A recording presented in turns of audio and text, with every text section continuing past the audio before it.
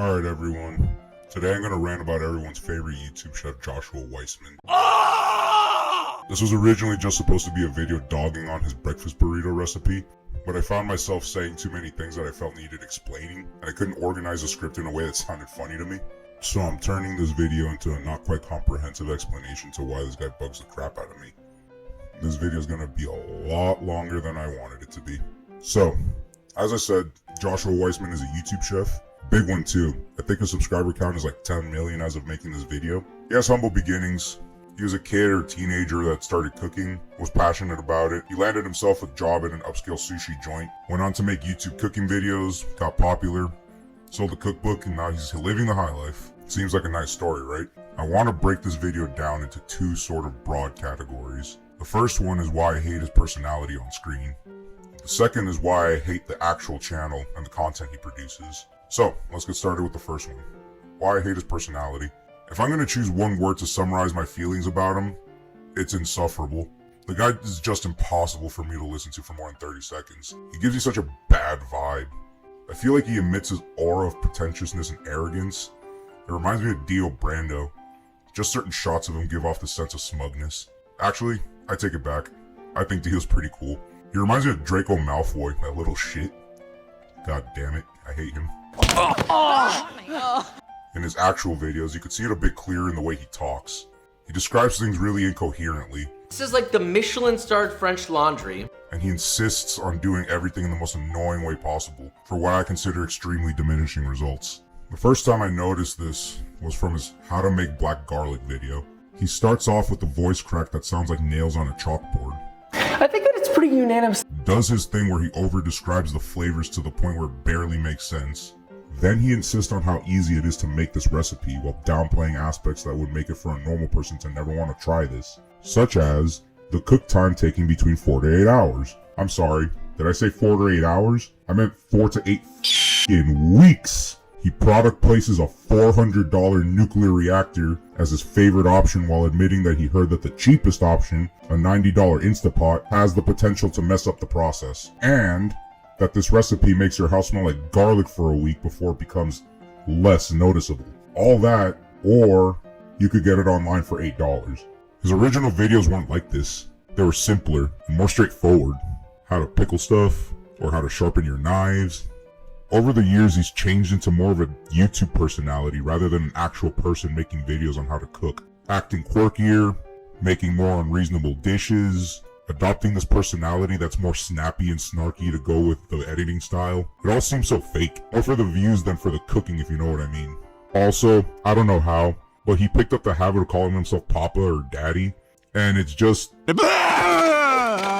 His Butt Better Wingstop video is a good example of him making snobby, overcritical comments that I really don't understand how he came to the conclusion to. Besides the fact that he's obviously trying to talk as much trash as he can before he compares it to his own cooking. He rates their building 1 out of 10 because it's in a strip mall with no facade.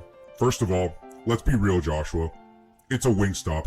What do you expect? They're not meant to be looking scenic. Also, what are you basing it off of? There are restaurants like Alinea that are world famous, and they look like someone's house in the middle of some random neighborhood. He rates the menu 4.5 out of 10 because they got rid of the lemon pepper wet, which isn't a super common flavor. Lemon pepper's almost always a dry rub. He also mentions that they lack variety. What? I checked the Wingstop menu and they have 15 flavors. What more do you want, Joshua? Chocolate? Anyways, he gets the wings, makes this joke that the comment section taste preferences sucks. I think he means it. He gives his wordy description saying that the wings are balanced, which I don't believe. I've had Wingstop lemon pepper before, and they're salty as fuck. It tastes like ocean water with some tang. He makes another joke about the comment section bitching about how long it takes for his recipes to make, which I think he gets away with because of his quirky editing, but the more he does it, the more it seems like it's not a joke. He makes the wings, glazes himself for how good they are, and proves me right by saying after that the Wingstop is too salty just to highlight how good his stuff is. Fast forward, he makes the wet sauce and similarly declares himself the winner twice, and that's the end of the video.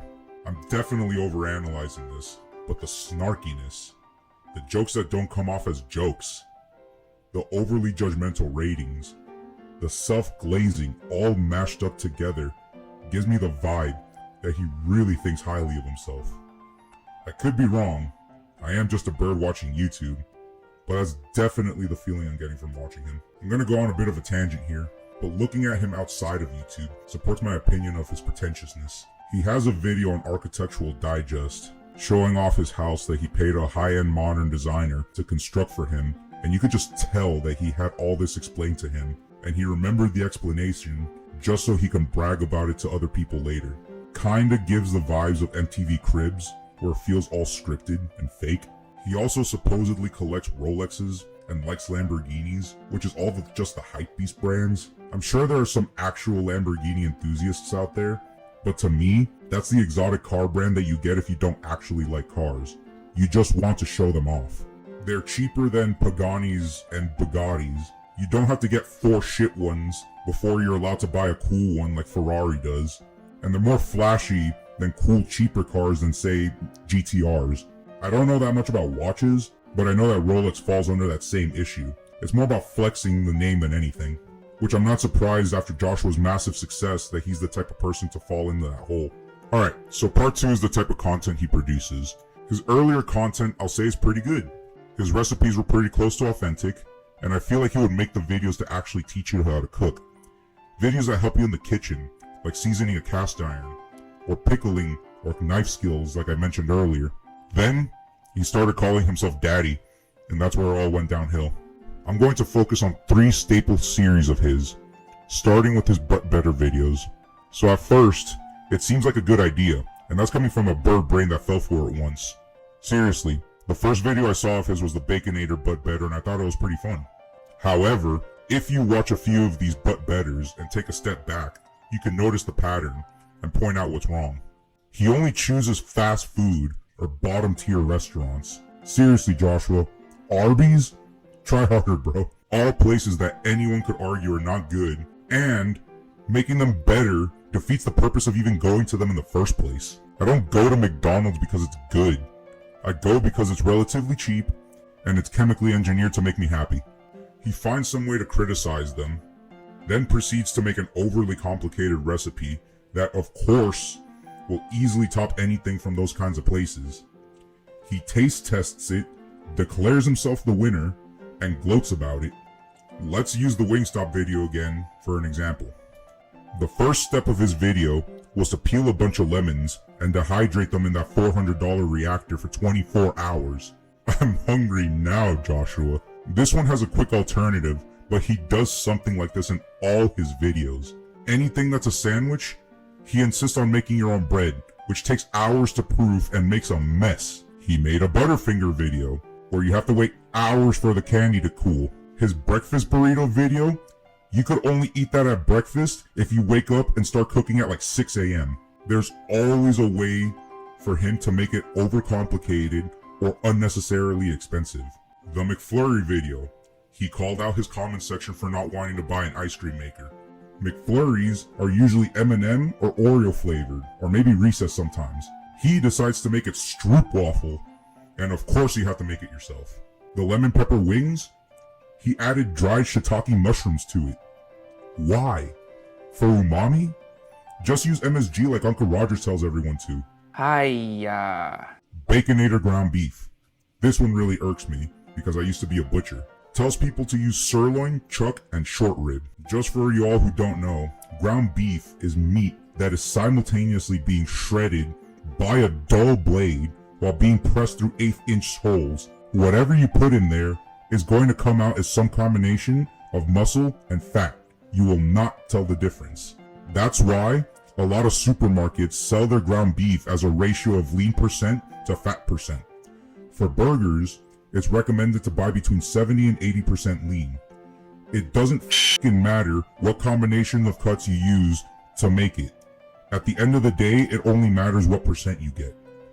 Don't waste your money getting $30 worth of meat that is going to be the same as the ground one that you could buy from the supermarket for $10. Unfortunately, he's not the only one that does this. I'm looking at you, Gordon Ramsay and Babingus. So, it's probably obvious that the major complaint ends up being time and price, which Joshua makes 2 other series called But Cheaper and But Faster, which segues into the next 2 series I'm going to be breaking down. Both of these are mutually exclusive. By that, I mean, but cheaper isn't fast, and but faster isn't cheap. Also, the but cheaper isn't actually cheap, and the but faster isn't actually fucking faster. So these videos are essentially pointless. Let's start with the but cheaper. So the big thing here is that he takes the average cost of a portion of a meal that you could buy somewhere and tries to make a cheaper version of it. Sounds simple enough, right?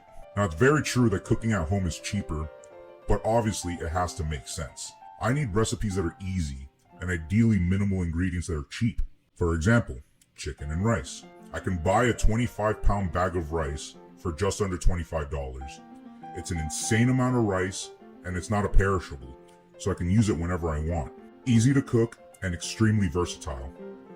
I can make it with any protein like chicken thighs, which if I buy in a family pack for $2 to $3 a pound, I could freeze it, quick and simple. I could eat it over and over again and I could store it. The main issue for me with the but cheaper is that he plays a numbers game. It seems really cheap, almost too good to be true.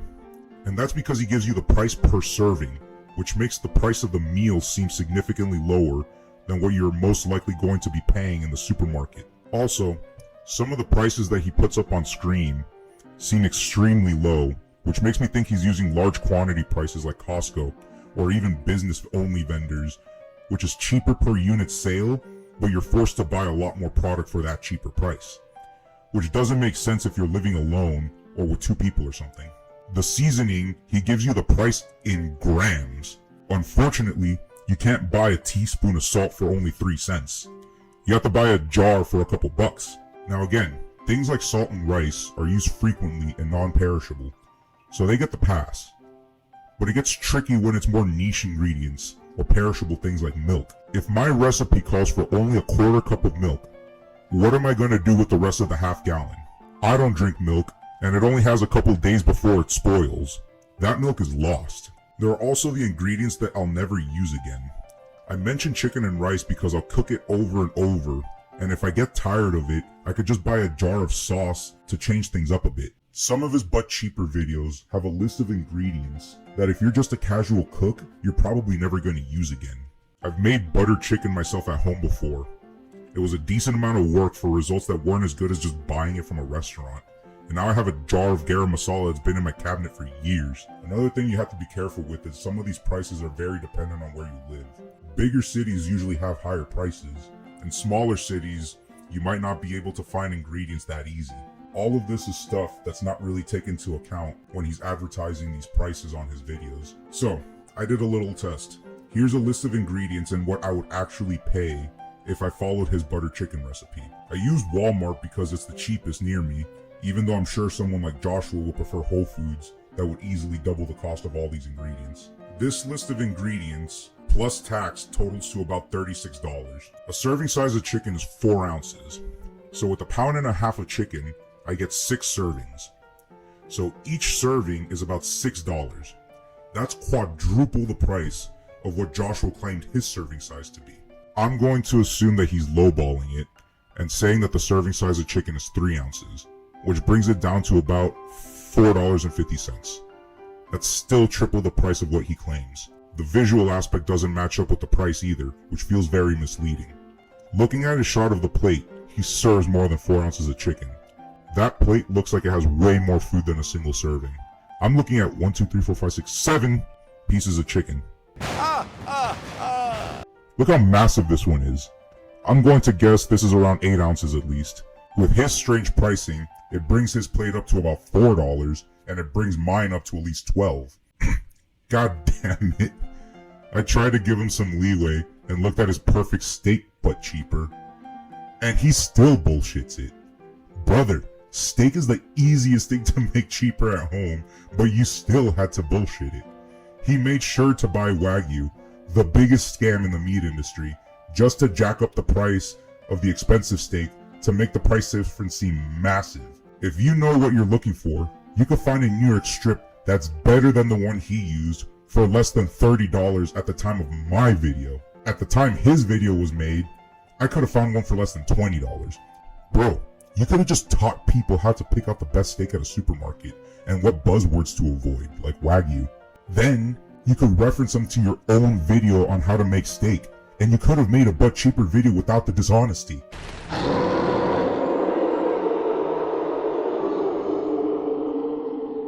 Ugh. Okay, so I think you guys get the point of the entire series. They're very sneakily edited, where he does a bunch of price and visual manipulation to make his stuff seem cheaper, even though it's not. Moving on. So the last big one I'm going to go through is his butt faster videos. As a reminder, they aren't fast, and they aren't cheap, of course. He makes this little game where his friend orders a meal from someplace, and Joshua has to fully cook that same meal in the time it takes for his friend to go get the food and come back. Luckily for me, this is the most obvious dumb one, so let's get straight to it. All the videos are essentially the same. His friend calls up the place and leaves to go pick up the food. In one video, he complained about how making the phone call doesn't count on the friend's time, even though it should. And my response to that is, where did you get all your ingredients, Joshua? Do you have a magic kitchen that spawns all the ingredients that you need to make the recipe? Or could it be that you had to drive to the supermarket and buy everything before the video started? Should that time not count, Joshua? How about the fact that some of the more complicated videos, like the butter chicken one, you had all the annoying spices conveniently measured out and ready to dump in the pan? Does that time not count either? Should I bring up the fact that most people aren't going to memorize the recipe before cooking and take their time reading what they have to do? What about the fact that you just made a mess and now someone has to clean up the dishes? None of this is apparently taken into account. He's ignoring the core reason why people eat out. They don't want to go spend an hour in the supermarket. They don't want to stressfully and dangerously blitz through a recipe and make a mess that they're going to have to clean up later. Most of the time when I order out is when I'm tired and I'm on my way back from work. This is all apart from the fact that these videos are obviously staged. There's no timer to measure how long anything took. They never mention how far the friend has to drive. And the friend almost always gets there at the same time Joshua finishes cooking, for more suspense. Even though this is all staged, Joshua still cheats sometimes and locks the door so the guy can't get in and win. This guy is such a... Alright, so I've talked about his main line of videos that made him popular. I don't think there's much more to say. He's already made it big, so big that he's even completely given up on cooking videos. His recent content is testing TikTok gadgets and the I'm going to try every fast food chain in America type videos, which I think is really sad. Most of them are over 20 minutes long. I'm sure I could find ways to talk crap about him, but if I watch that much Joshua Weissman, I might explode. Also, there are some pretty good videos already out there talking about how his recent stuff has been Mr. Beastified, so you could go check those out if you want to hear about that type of stuff. I'll end this video off by saying that if you're a fan of Joshua Weissman, if he inspires you to cook and you actually learn something from his videos, then good for you. Keep watching him. But for me, he just comes off as too obnoxious, and I think his videos are very fake. I'd rather watch somebody who's a little bit more endearing, like Chef John from Food Wishes. His videos always give me a warm hot chocolate feeling inside, and his voice kind of reminds me of a mellow version of the Rob Schneider voice from South Park. I also want to give a shout out to my favorite food YouTuber, Future Canoe. This guy is real. He's funny. He's a good cook when he wants to be. He never shows his face, but we know he's hot. There's no B-rolls or fancy editing. He sets up the camera in basically only one angle and shows you everything from there. Most of his dishes don't look as good as the references he's using, and that makes sense. He's just one guy cooking in his apartment. He posts his ugliest dishes online for the fan base to rip him apart, and when he posts something that looks great, no one believes he actually made it. Great channel, great vibe, great content. Highly recommend Future Canoe and Chef John. If you liked the video, give a like and subscribe, and let's see some comments on who your favorite YouTube cooking channel is. Peace.